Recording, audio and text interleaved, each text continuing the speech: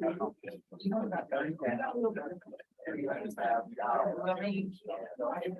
you think about how every dollar?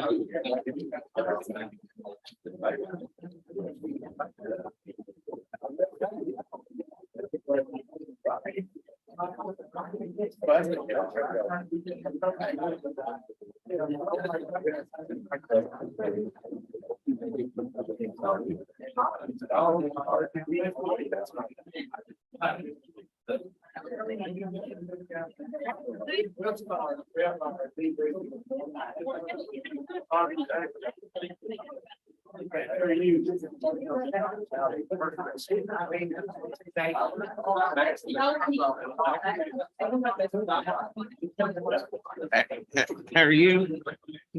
I'm feeling it today. You got good news? You know, good? Good. Everything's good. You're like me, you smile all the time. You make it look good. It is. It's very blessed. What the show? I got very blessed. I know. So, things seem to be going down for these. Yes. A lot of good opportunities. Keep trying.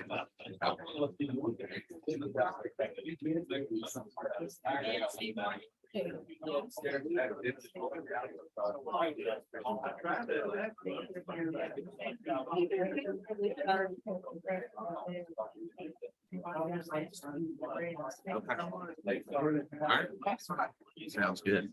I've got a few projects I need to help on.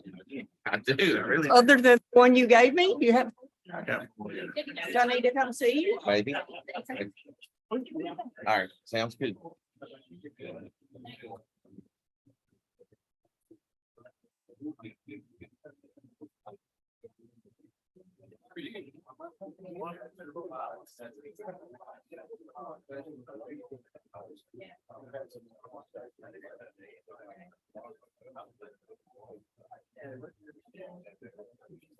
I think I turned it off there. There we go. You might want it all. Yeah, I'm gonna turn it off till I'm ready to go. So, Just kind of hold it down for a second. Make sure the light. I don't know. very good.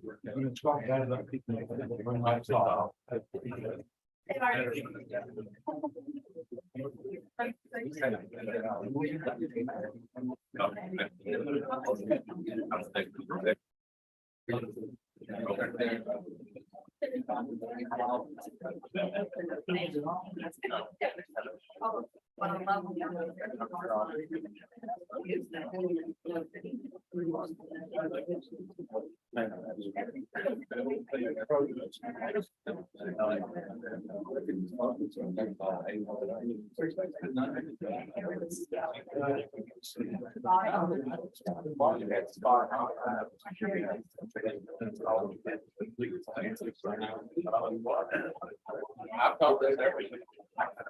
That's been on the White House. I've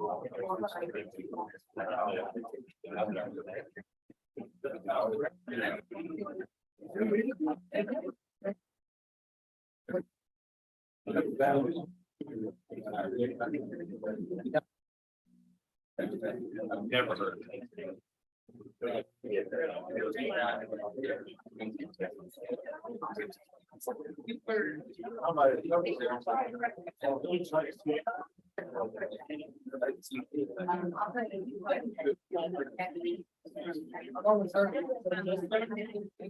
of it.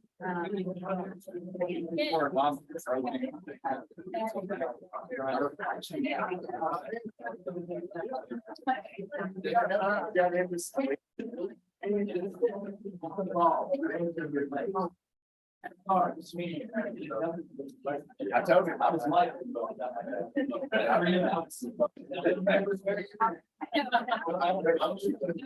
Those leeches probably got more.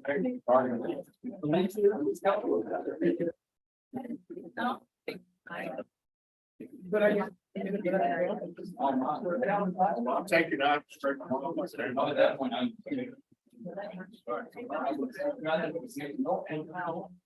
I have asked Bishop Wildlife. I've asked all.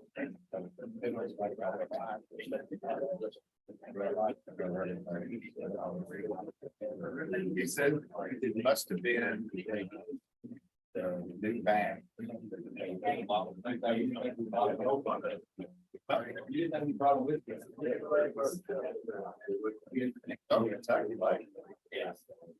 I went over to that hour.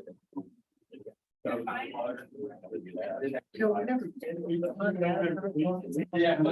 Well, one guy. Right.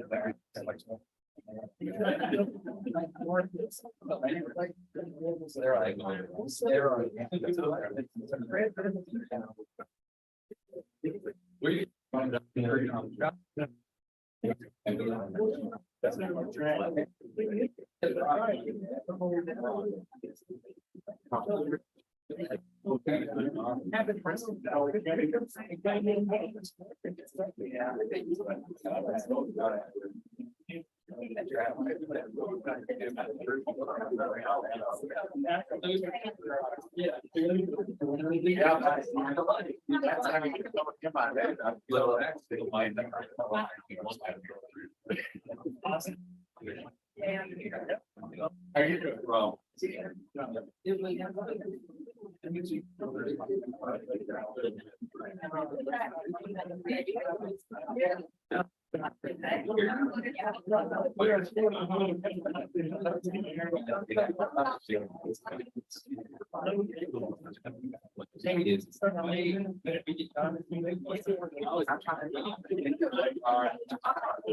Somebody else.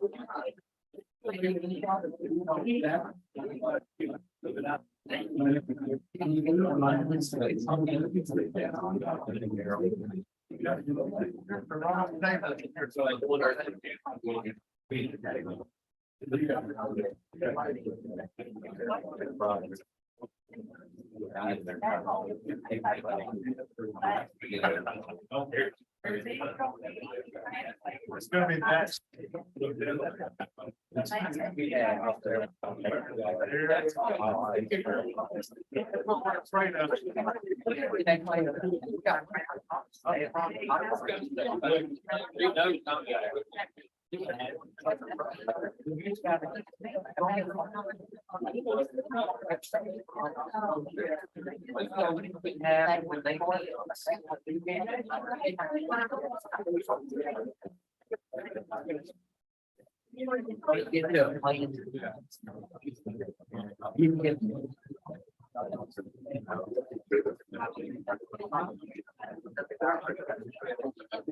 That's what I think.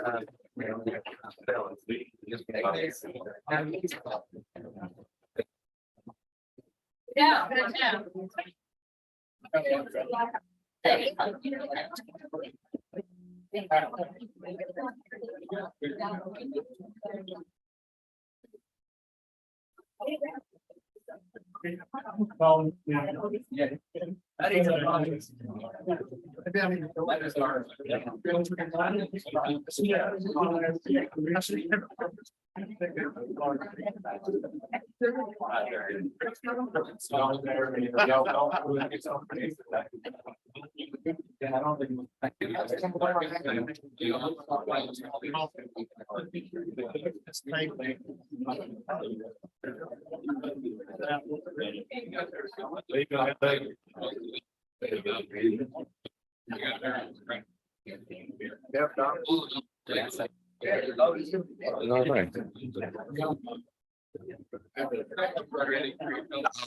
Let's I need to call the meeting to order.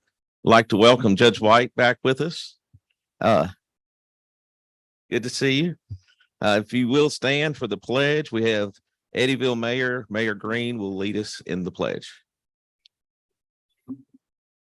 Allegiance to the flag of the United States of America and to the republic for which it stands, one nation, under God, indivisible, with liberty, justice for all. And Judge McGee from Muhlenberg County will lead us in our prayer.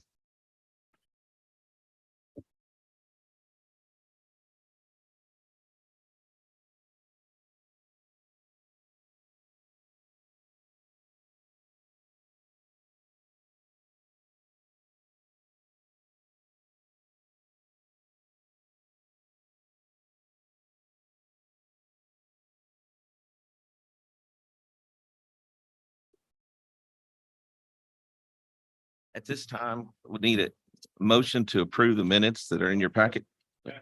Motion and a second. All those in favor, say aye. Any opposed? All right. We have Mayor Cotton, Kevin Cotton, with the financial report. Thank you. Listen, these are the ones that we really like to see. We are at 74.39% of the budget. We should be at 100%. So we're coming in way below budget. That's a great number to have. With that being said, there will be some small expenses that will continue to come in over the next month. But right now we're projected to be at 74.39% of the budget. All right. Need a motion to approve the financial report. Second. All those in favor say aye. Any opposed? All right. And now to our federal state reports. Clerk Ms. Morgan Alvey with Senator Mitch McConnell's office. Thank you, Judge. Just a brief update. The Senate is coming off of a 2-week recess. Senator traveled several days out of the recess across the state. He was in Paducah last week for an event at Barkley Regional Airport. So today they go back in session. There's a long list of agenda items to be accomplished the rest of this fiscal year. The Senate is going to begin marking up its appropriations bills beginning this week.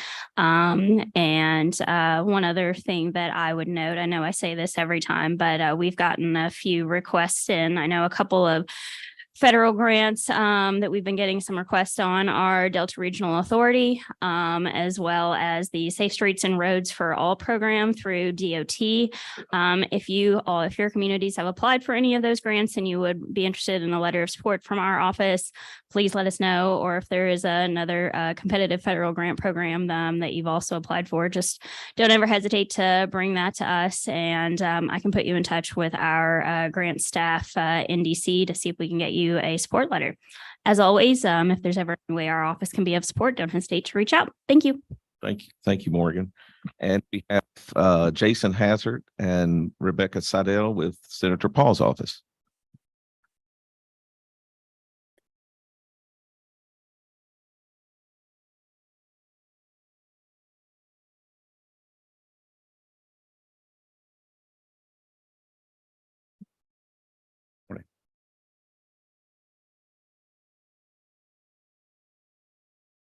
Oh, good afternoon. It's a pleasure to be here on behalf of Senator Paul. I wanted to introduce Rebecca Sedell, who is new to the senator's staff. She works in the senator's Louisville office, but she's going to be handling grant letters and grant work for the senator. Senator Paul, one of the number one reasons he ran for office in 2010 is to balance the budget. And he feels that's very important, but he also feels once money has been appropriated through the budget, it's important that Kentucky communities get their fair share. And in the past, this position's been handled from Washington, but the senator thought it was important to have a staff member that is close to the state and to the projects. And so I'm going to ask Rebecca just to talk about her new role in the office. Thank you. My name's Rebecca Seidel. I'm actually new to Kentucky as of 2016. I used to work in Washington, D.C.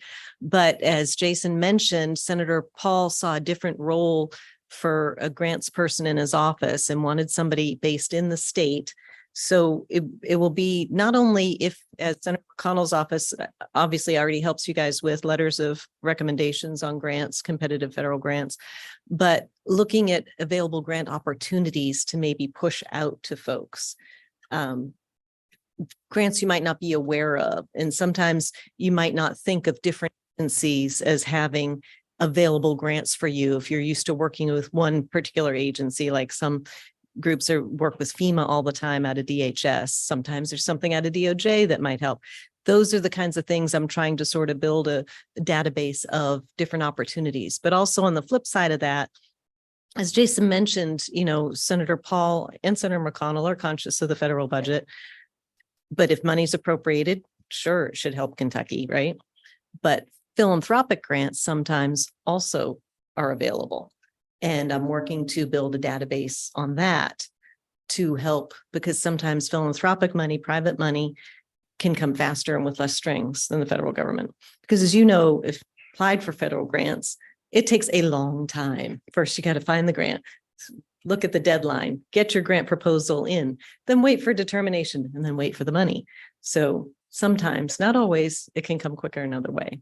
So I'm really looking forward. I'm traveling to all the different ads in the state just to get to know folks. And if there's any issues you want to discuss with me, in the first instance, please go through Jason, and then we'll work directly together after that. But I think that would be helpful. And if anybody has any questions, we can chat afterwards.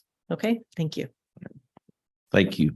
Now we have Corey Elder with Congressman Comer's office.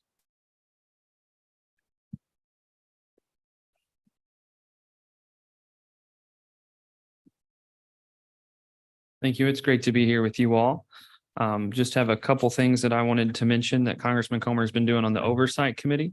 For starters, the Oversight Committee has jurisdiction and oversight over the Secret Service. And so the Oversight Committee is checking into the Secret Service and seeing any security lapses that they've had at the White House and making sure that the steps that they're following is what they need to be following. In that same thing, Congressman Comer and the Oversight Committee is looking into the San Francisco Federal Reserve. They had oversight of the Silicon Bank that failed a few months ago. And there's some cause of concern that some of the existing regulations weren't being enforced. And, you know, whenever we have failures like this, Washington wants to go ahead and push down more regulations that, you know, are just more burdensome for the good actors out there. And it seems that a lot of regulations weren't being enforced. That's what led to the issues that they had with that. The Oversight Committee is checking into that. And lastly, I also want to mention grants like and Jason. But another thing that we're doing right now is we're hearing from a lot of organizations that have applied for specific grants in the past, and the federal agency is changing the regulations to where they may not be eligible. If something like that's happening, please let me know, let Senator McConnell and Paul know as well. And if there's any changes to some of the requirements to the grants that you think would be more beneficial, make sure to share that with us as we go to work on the rechartering, the reauthorization of some of these agencies. If we can work with them to make the grants more accessible and easier for you all, please share that with us, and look forward to working with you all. Thank you. Thank you, Corey. Thank you, Corey. Next, we have Alex Caudell and Martha Jane King with the governor's office.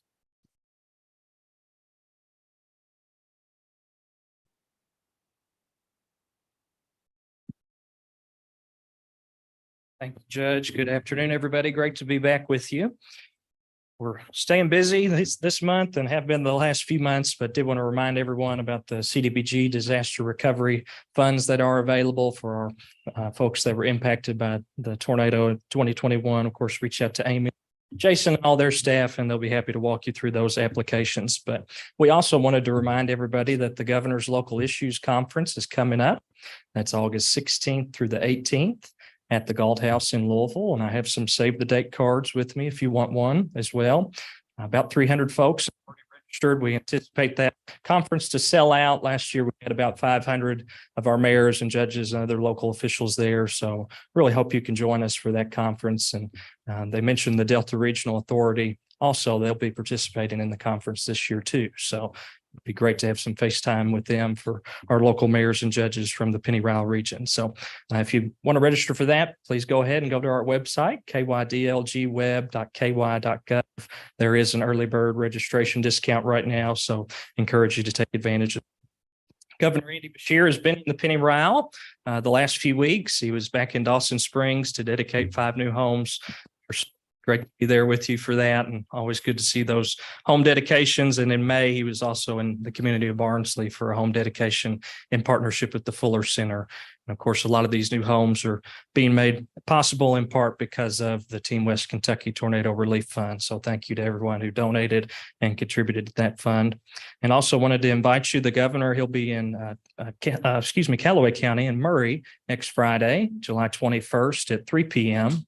on Murray State's campus at Rather Hall. He's going to be announcing some awards for Trigg County as well as Callaway County. So if you want to come by, we'd love to see you next Friday, July 21st at 3 p.m. And as always, we're here to assist. So please give us a call anytime. Thank you, Judge. Thank you, Alex.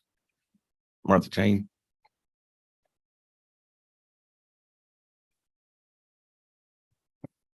Well, I too want to say thank you and I appreciate being here.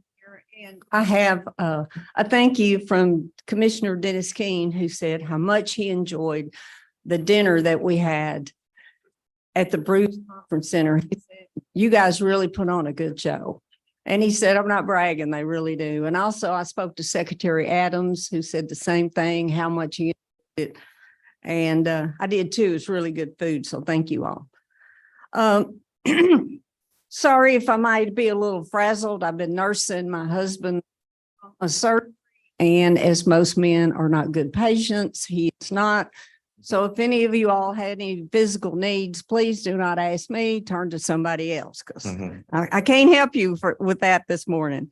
One thing Secretary Adams and Governor have done and are very interested in doing is keeping domestic violence survivors, I guess would be the word, and victims from being reached out and harassed by the people who have done them ill. So they have worked together to make sure that when those victims come forward, that they can use the courthouse or the Secretary of State's address so that that perpetrator will not be able to find them. This is a great way to make sure that they continue to stay safe. And as Secretary Adams said, this is an election year, but I'm going to say it, working together with the governor in a bipartisan nature is what we need to do for Kentucky to make things go better. So they were very proud to work on that issue together. One thing that's going to affect Muhlenberg County is the coal severance. There's going to be more than $74 million, almost double the amount that was paid last year. The governor's advocated for all the coal severance money to stay in the county that it originated from. Unfortunately, the General Assembly did not agree with the governor on that. So if you get a chance to reach out to your legislator, tell them you too think it's very important that we keep that coal severance money in our counties. I think Muhlenberg is going to have an additional $2.6 million, which, as we know, is going to come in very handy for local governments. Other than that, I think Alex touched on everything else. I do want to say one thing, that I'm glad to see social workers, as the governor is glad to see social workers, police officers, all those people get a raise. It's needed. It's necessary. We have not done that in a while.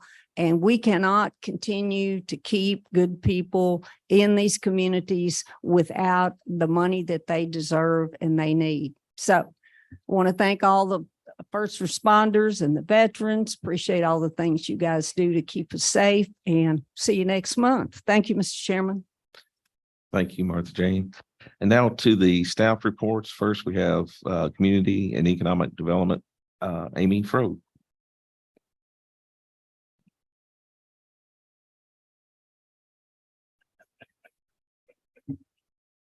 Good afternoon. Give Tim a minute to get the report up. But just want to take a few minutes this afternoon as we move to our new fiscal year to give an overview of the programs that we work with on a yearly basis in the Community and Economic Development Department.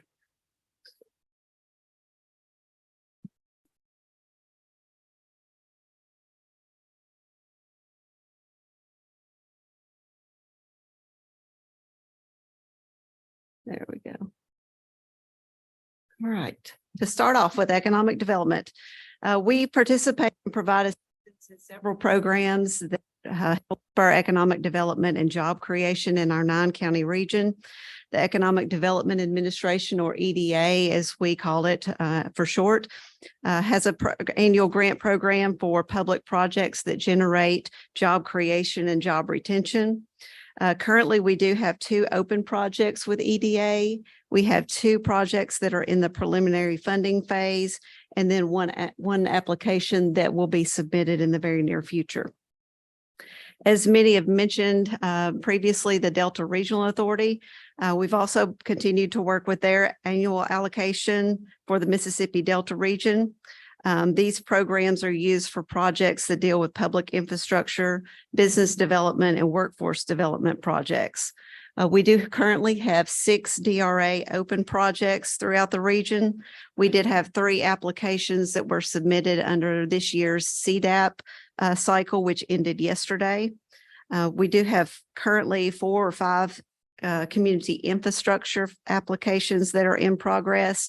One thing that did change this year with the community infrastructure funding, that cycle did not line up with the CDAP program that is going to be continued on a rolling basis, which is very beneficial to our communities that have those economic development infrastructure projects needs that do arise throughout the year and not just in the spring. We do have 4 strategic planning applications that are in process. Again, those applications are accepted on a rolling basis from DRA. And the Penny Ryle Ad has submitted a capacity building application to the Delta Regional Authority, and we just signed the agreement on that application last week, and that will allow us to hire an additional staff person to focus on some of these new federal programs that are coming down the pipe.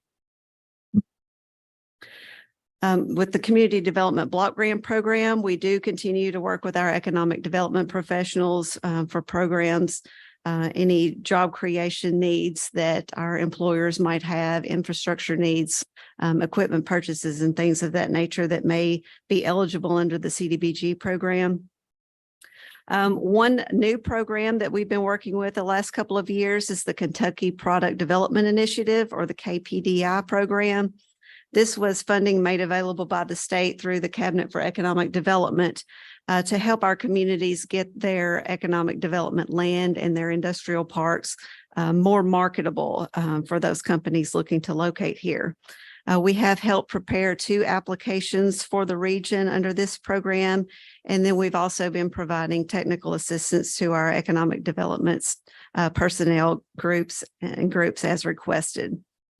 We will continue to operate our PeADD loan fund for any job creation and retention activities where those loan funds are needed. And then we will, this year, we completed our 5-year rewrite for our community economic development strategies, or our CEDS plan. So this year, this fall will be just an annual update for our CEDS process. With community development, again, we do continue to help you all develop and apply for projects under the community projects portion of the Community Development Block Grant Program or CDBG program. We do have 5 currently open community projects under the CDBG program. We do have 2 applications that were submitted under the 2022 cycle, and we are still waiting to hear about those funding decisions on those applications. And then we have an additional 5 projects that are currently in the development phase, including some under the CDBG Disaster Recovery Funding Program for Hopkins and Caldwell counties. Through our JFA agreement, we will continue to assist our communities with other annual grant programs that focus on a variety of projects such as recreation projects, recycling, transportation alternatives such as bicycle and pedestrian pathways, public safety opportunities, and then hazard mitigation funding opportunities as well. Under the hazard mitigation planning, this year we did complete our 5-year update for the regional hazard mitigation plan, and we received that approval from FEMA in April of this year. So we will continue to assist our communities in looking for funding sources for those projects that were identified in that plan, and we'll continue to update that as things change. In other additional programs, we are continuing to assist in the identification of projects that are eligible for new federal opportunities that were included under the American Rescue Plan, the Bipartisan Infrastructure Law, and the Inflation Reduction Act. We are continuing to monitor these programs and work with our federal partners to identify projects that meet the goals of these programs and help you all access some of those additional federal funds. We are also trying to keep tabs on the House Bill 9 funding initiative, which is the state dollars that the legislature is looking at to put forth to match these federal programs on your all's behalf. We are in our last year of our UK Radon project. This was a project where we contracted with the University of Kentucky over the last 3 years to help citizens do a study and detect radon levels in their homes here in Christian County. We are, again, assisting with the recruitment and marketing of that program. And the Christian County Library currently has a program where you can check those monitors out and monitor them in your home here in Christian County. Another new program that will be on the horizon this year is SS4A program. This was a Department of Transportation grant that we applied for and were awarded through the Federal Highway Administration to develop a regional safety action plan to improve transportation safety in the region. We're going to swap out.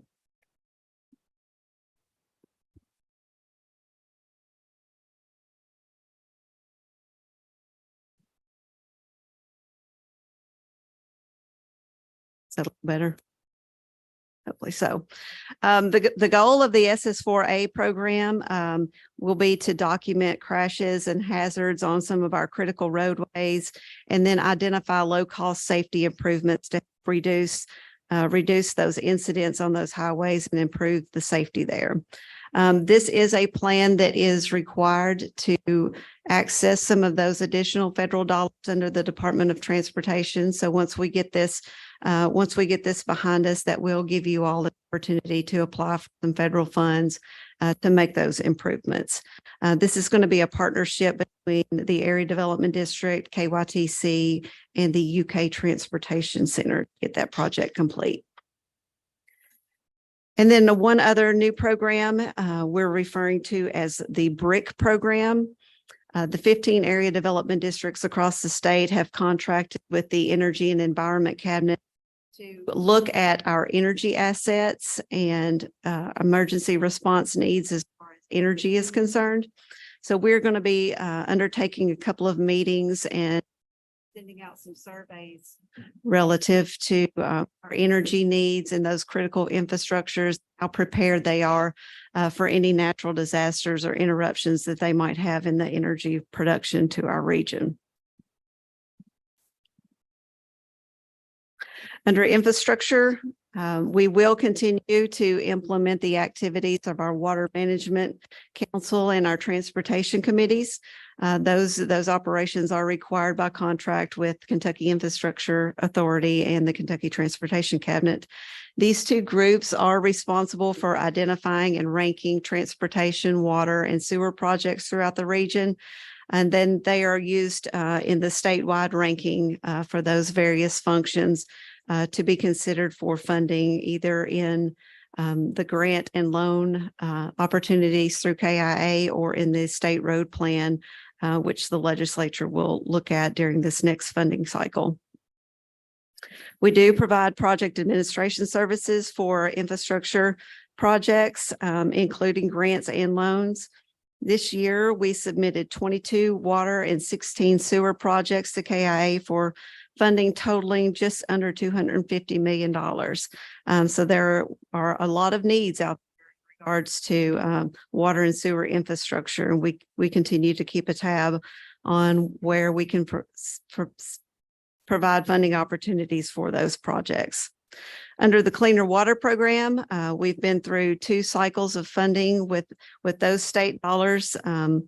We have currently 47 projects that are underway utilizing this funding, and Kyle has been working with KIA and these local communities to get those projects moving. It has been a challenge, to say the least. The guidance from KIA seems to be changing on a daily basis, but we're doing the best we can to work through those projects and get those moving. We do provide, again, assistance with infrastructure through the Community Development Block Grant Program.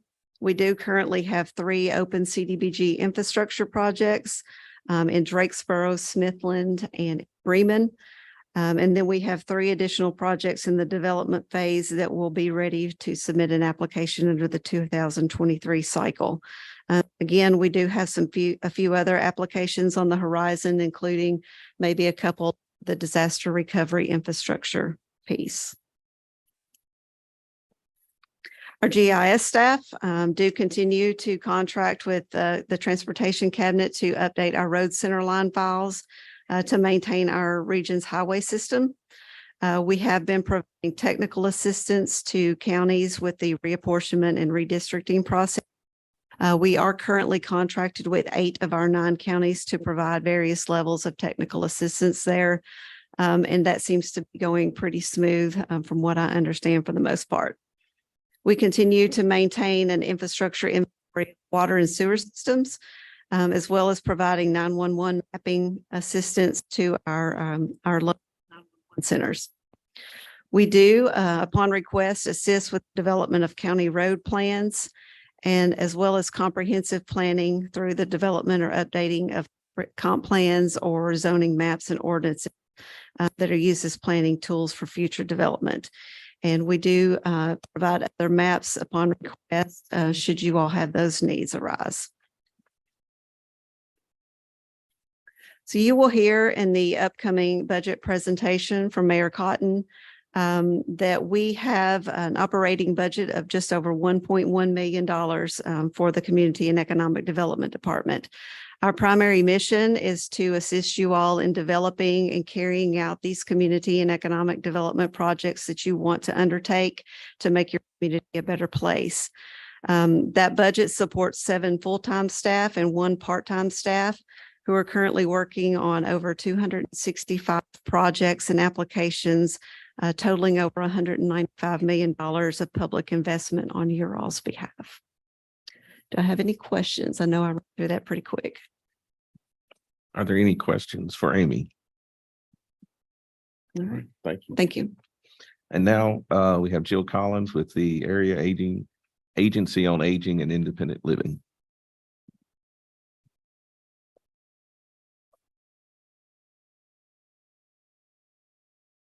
Good afternoon. I'm going to talk through our fiscal year 24 work plan as well, and just highlight some of the things we'll be working on as we move forward. In Kentucky, the area agencies on aging create multi-year plans for the development of comprehensive community-based services to meet the need of older adults and individuals with disabilities in our communities. We also provide information and advocate for available services, programs, and policies that impact seniors and those with disabilities in our respective service areas. We coordinate programs through the Older Americans Act, state general funds, and other grant funds which support our service delivery system. You can see here a list of the services offered through the Penny Rile Area Agency on Aging and Independent Living. Our Title III services are those that are federal programs through the Older Americans Act. We oversee and support our senior centers and all the supportive services. The Senior Nutrition Program, which includes our home delivered meals and our congregate meals. We have health promotion and disease prevention programs offered in all 9 counties. We administer the home care program to provide home-based services to our older adults. We have the expanded senior meal program to continue to increase the meals that we provide to our seniors in our district. We're a Medicaid waiver provider offering services through the home and community waiver, both the traditional and the participant-directed services model. We administer the National Family Caregiver Program. That program is specific to serving caregivers. We are the long-term care ombudsman. We advocate on behalf of residents in long-term care facilities. We have the SHIP program, which provides benefits counseling regarding Medicare and Medicaid. We provide legal assistance through a contract with Kentucky Legal Aid. We are the Aging and Disability Resource Center. We provide senior employment training programs. And one thing I want to point out this year is the return of the Kentucky Caregiver Program. That program is designed to serve grandparents raising grandchildren. We had that program in the years past, and budget cuts, and we're not able to serve that program for a period of time. The funding has come back for that program, so we are implementing that program again, and you will start to hear quite a bit more about that program as we move through the year. We do have some specialty programs, called those specialty contracts. We have the MIPA program, which is designed to help with Medicare Part D premiums.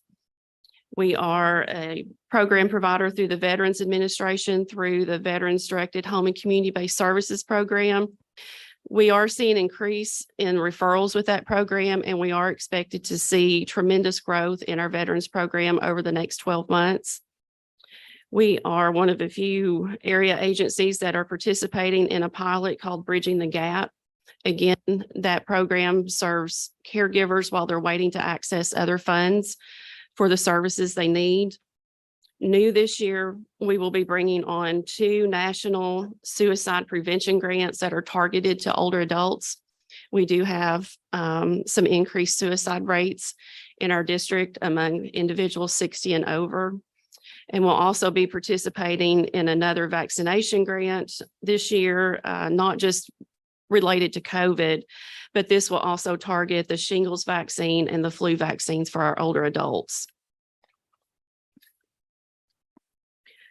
Our veterans program is for Kentucky and Tennessee. You all know we serve as a hub and a spoke model, and we cover the areas listed here in Kentucky as well as the state of Tennessee. You can see the level of our community involvement. Senior games, elder abuse activities, our mental health and aging coalitions, support groups for Alzheimer's, grandparents raising grandchildren. We've also expanded our partnerships with AARP over the last 3 years. We also have representation at the federal and the regional level on our U.S. Aging Board and our Southeastern Association of Area Agencies on Aging. Our sub-providers currently are Penny Rile Allied Community Services.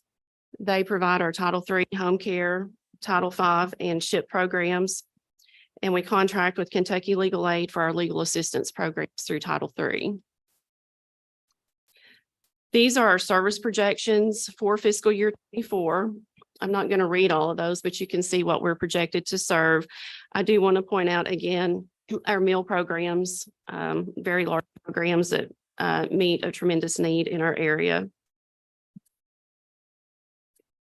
More service projections there for home care, and again, our expanded senior meal program. I was in Frankfurt a couple of weeks back. The governor talked about our expanded senior meal program and all the money that is coming into Kentucky for feeding our seniors. More projections on our Medicaid waiver program. We are seeing somewhat of a wait list right now with our Medicaid waiver program at the state level. Those slots are full right now, and so those are just being released as they become available. We do expect to see those slots become reset in August, and we should be able to see some movement on that program again here in the next few weeks. Again, you can see our national caregiver program, our Title V program, and again, our veteran program, which we do expect to see increased referrals in that throughout the year. Staff, we have 16 full-time staff, 1 part-time staff, and 5 personal service contracts that provide case management to our home care program. Local snapshot, we serve about 13,000 individuals that are elderly and disabled. Our current budget this year is just over $19.8 million. We continue to have somewhat of a wait list for services that changes every day. That changes based on phone calls, individuals that have rolled off the program, and slots as they become open. We have to keep a close watch on the demographics with our programs. As you know, we are an aging nation and Kentucky is an aging state. Kentucky's population over age 60 right now is estimated to be about 925,000. In 2030, that estimate is going to be 1.17 million. So we're seeing increased demand for our services. Currently, the population 60 and over in Pennyroyal is just over 51,000, and that's as of July of 2022. So the purpose of the Area Agency on Aging is to assess the community need and develop and fund programs to serve our older adults and individuals with disabilities. We educate and provide direct assistance, and we serve as a portal of care to meet the need in our community. These are our unit costs for the year. This was discussed during our RFP process that was adopted, I guess, back in May. So you can see what our fiscal year 24 unit rates are going to be. And then the last thing I want to point out is 2024 is a special year for the Area Development District and the aging programs. It is our 50-year celebration of becoming the designated Area Agency on Aging for the Pennyroyal District. And that designation became approved in June of 1974 with an initial budget of $72,000. So you can see we've come a long way over the last 50 years, and the impact of the Area Agency on Aging is very broad, and we continue to grow and expand services to ensure that our older adults and individuals with disabilities can maintain in their own home and communities. And so if anyone has any questions, I'll be happy to take those. Are there any? So the National Suicide Prevention Grant, is that got any specific focus like on veterans or anything, or just suicide? So there are 2 grants that are coming our way. One is through behavioral health, one's through the Department for Aging and Independent Living. And it will be to establish a suicide prevention coalition in our areas and begin to work on prevention and education regarding suicide among adults 60 and over. I was actually contacted and asked to come on board and participate in the grant because of some increased suicide rates in our area over the last 3 years. So I think it's an important, very important grant that we'll be working on. And I was just really excited for the opportunity for our agency to have a role in that. As the Area Agency on Aging, we have access to the older adults. We know where they are. And so it just made sense that we were a good fit for that national grant. Are there any other questions? Thank you, Jill. Next, we have Sheila Clark with the West Kentucky Workforce Board.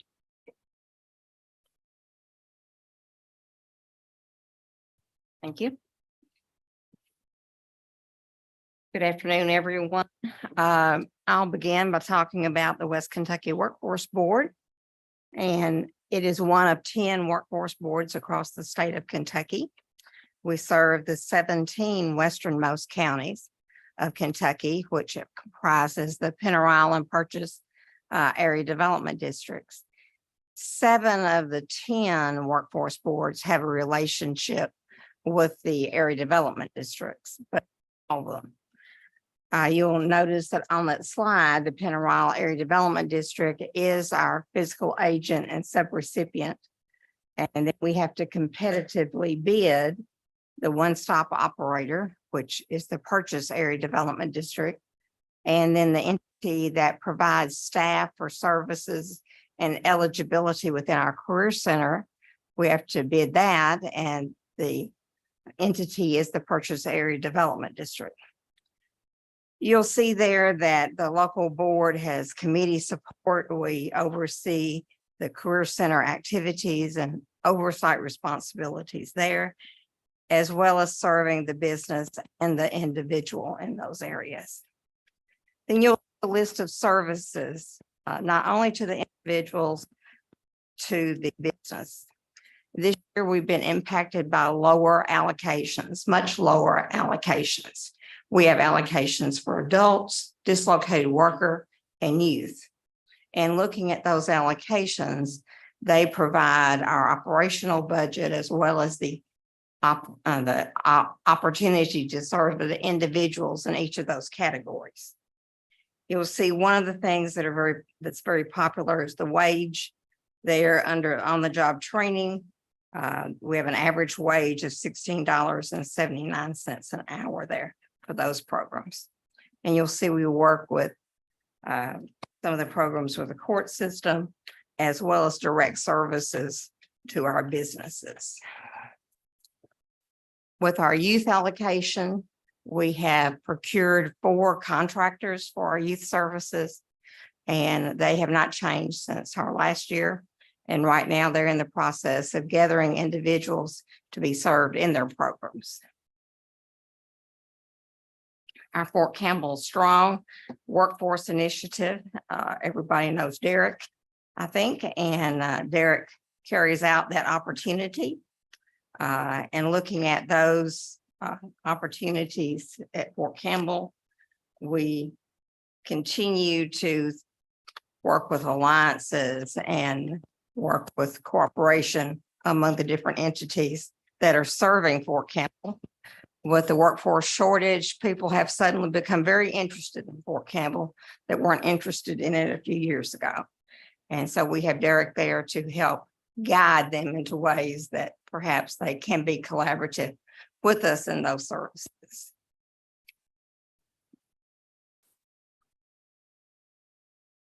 We do have still in existence at our budget this year, the tornado grant. It actually ends in December, but we expect another extension of that grant to go through the next year. Originally, it was $800,000 to Western Kentucky for the December 21 tornadoes. The main focus of us right now and the services are for those individuals that are long-term unemployed who haven't gone back to work yet, and trying to bring them into training and put them back into the workforce. You'll see Career Center activities there. And across the state, each one of the workforce boards has at least one comprehensive center. We have 2 comprehensive centers, one in Paducah and one in Hopkinsville, and then our affiliate site in Madisonville. And in the services, that's the intake point, the eligibility point, also for services to work with career pathway choices, resumes, interviewing, any of those one-on-one assistance that might be needed for individuals. And they can call and make an appointment, see one of our case managers there, and work with them on their needs. And looking through this kind of total slide, you'll see that we have 5 locations for services. And we have approximately 21 plus staff. And of that, there are 7 staff working under the board that work out of this office. You'll see our budget. Those are all federal dollars, 4.1 million in our budget. The things that we don't have are state dollars in that. As we look forward and our budgets are declining, when we're doing well, we don't have a dislocation of 800 people someplace. You know, we have people trying to return to work. And we have economic development doing great things and bringing us new industry. But we don't have any additional dollars to train or serve for that industry. So that's something that we're going to be looking at this next year, and perhaps a way that we can ask the General Assembly to help us in addressing some of those issues. That's my presentation. If anyone has any questions, I'll answer them. All right, any questions for Sheila? Thank you. Thank you. Next.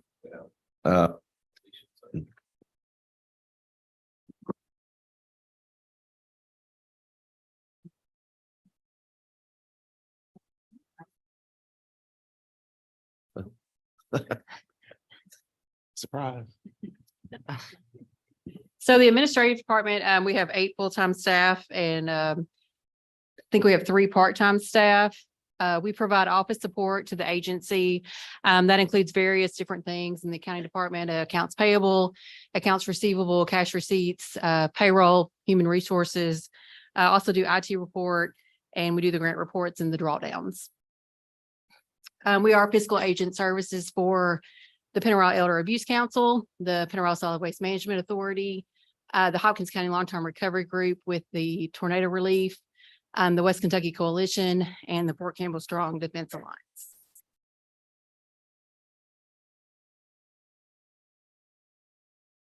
So we've done some different projects. We are still working on our digital transformation. We're using some different software to keep our records electronically. Along with that, we're doing some workflow automation. We're also doing remote access to agency records, so we can actually work more remotely and have better access to our records offsite.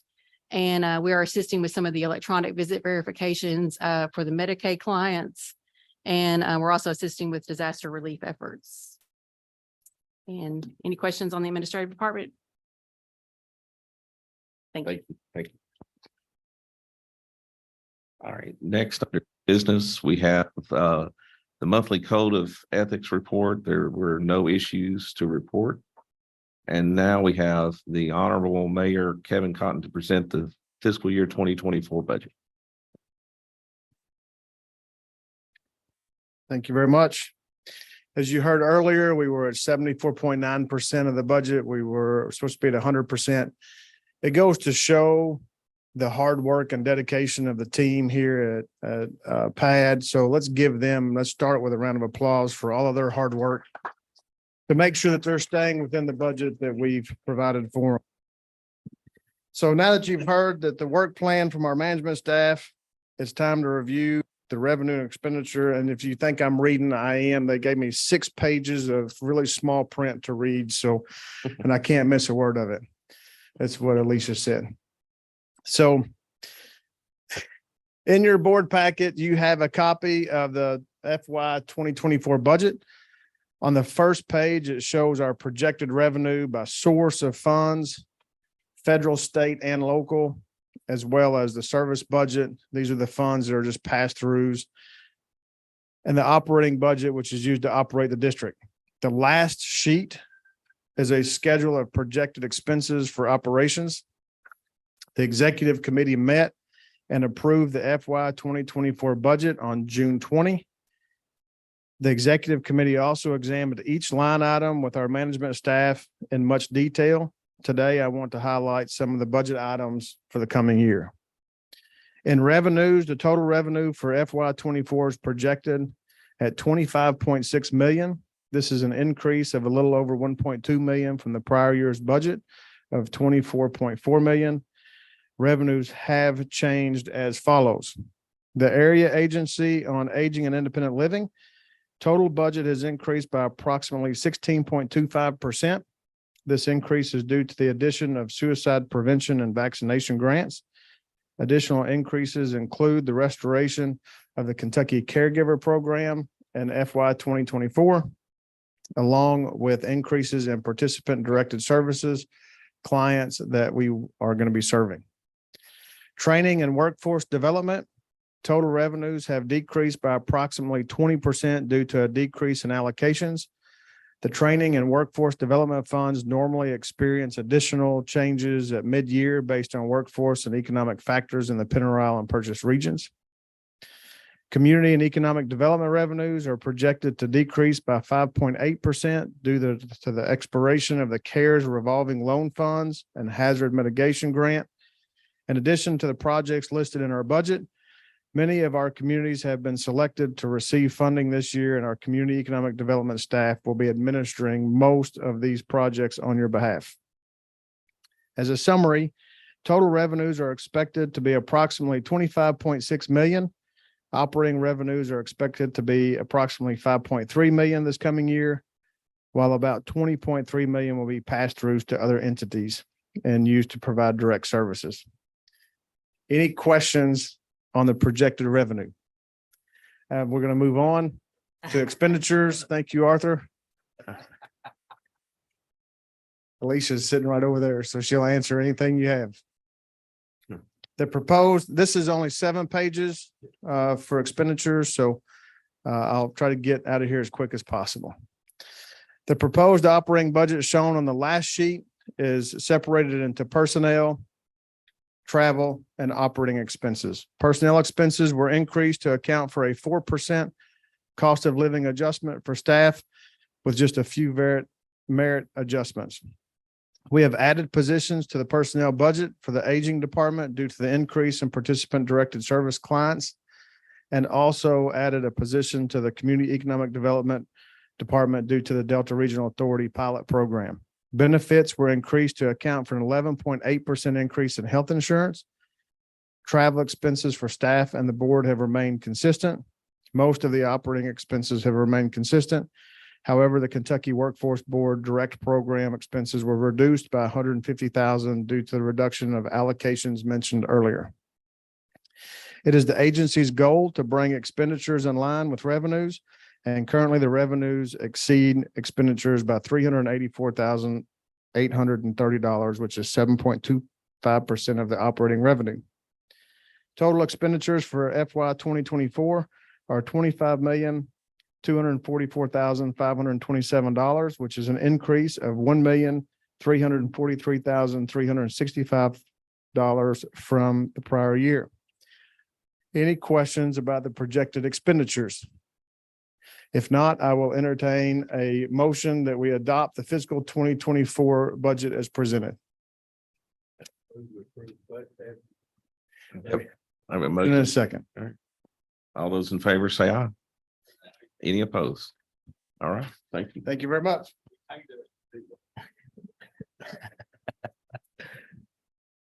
Thank you, Mr. Treasurer. Mr. Chairman, good job today. Thank you for standing in for Chrissy in her absence. And thank you all for being here. And also want to say thanks to the executive committee, as it's already been mentioned, for spending the day with us a couple of weeks ago and going over our budget in detail from our management team. So are there any lingering questions regarding the budget? If you have something, feel free to see Alicia or myself after the meeting, or give us a call anytime. Or Mayor Cotton. All right, I hope that you found today's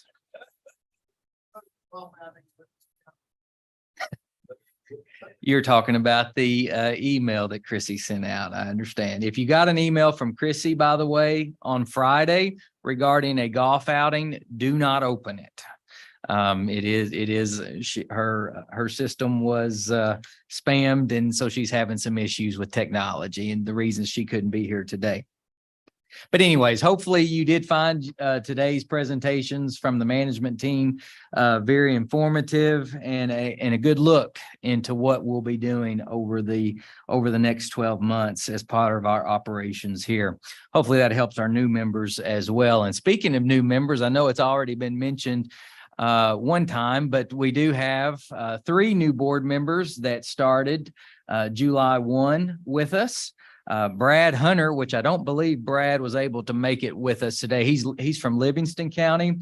He currently serves as a magistrate there in Livingston County.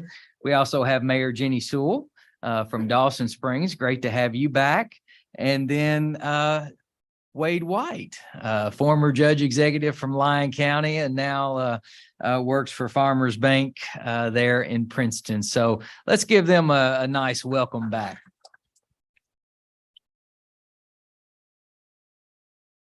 Good to have you. What's that? It was a close vote, but yeah, you did.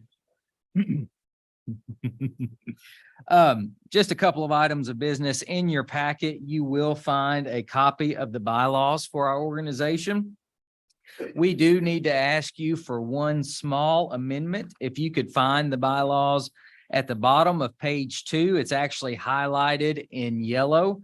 Basically does one thing. It allows us to email out board notice instead of just mailing those via US mail. So if there are no questions, I think most everyone in here receives information digitally at this point. So we'd like to just do that going forward. So Mr. Chairman, if there aren't any questions, we will need approval on this bylaws amendment. I have a motion and a second. All those in favor say aye. Any opposed? Thank you for that.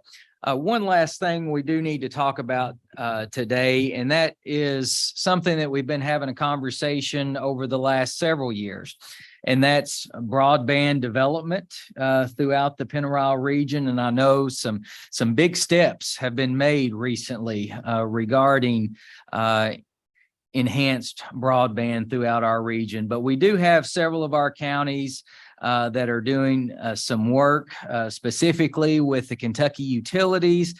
And I'm going to ask Judge McGee to come up to talk a little bit about what's taking place in Muhlenberg County and how we might expand that to our other counties that are specifically served by KU. So, Judge. Well, I'm not going to take too much of your time, as I know some of you are not affected by this. You don't have KU power in your communities. But the ones that do have, if you've looked at the Public Service Commission's map, and I don't have it on the screen or anything, but everyone's seen a copy of this. There are a lot of small areas in several counties surrounding us. Hopkins and Muhlenberg has a large chunk of this pie. And that's one of the reasons why we're working on this so diligently, is because without KU's cooperation, it's virtually impossible to get this done, get the broadband run. We have had some movement with KU and discussions with them on possibly them partnering with Connexon.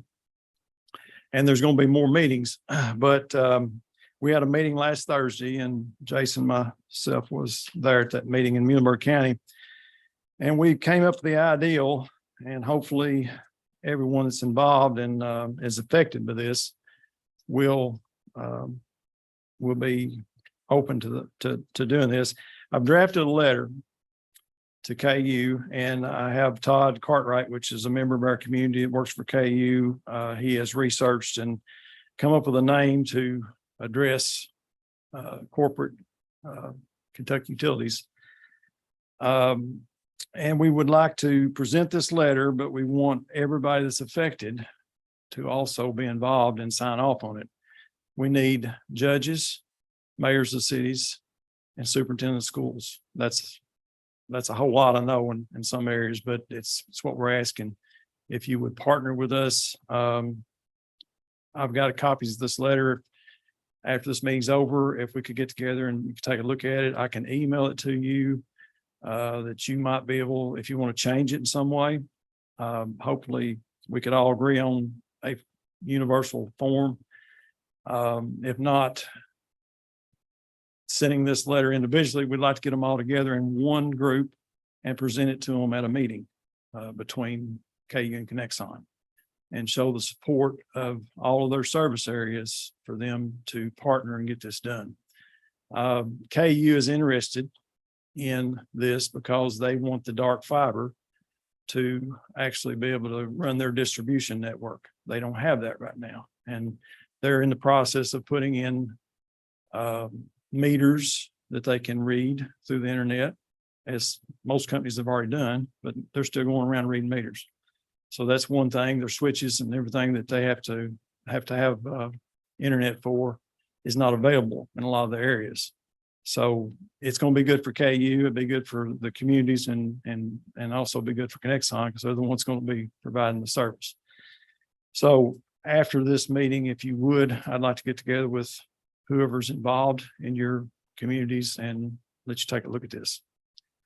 Appreciate your time. That's all I have. Thank you, Judge. Is there anything else before the group that needs to come forward? If not, I would like to say, if you would keep Mayor Martha Jo Ray, Trenton Mayor, in your prayers. She's had a stroke and she's in rehab recovering now, so keep her in your prayers. I don't have anything else. I'll entertain a motion to adjourn. All those in favor, please stand and leave.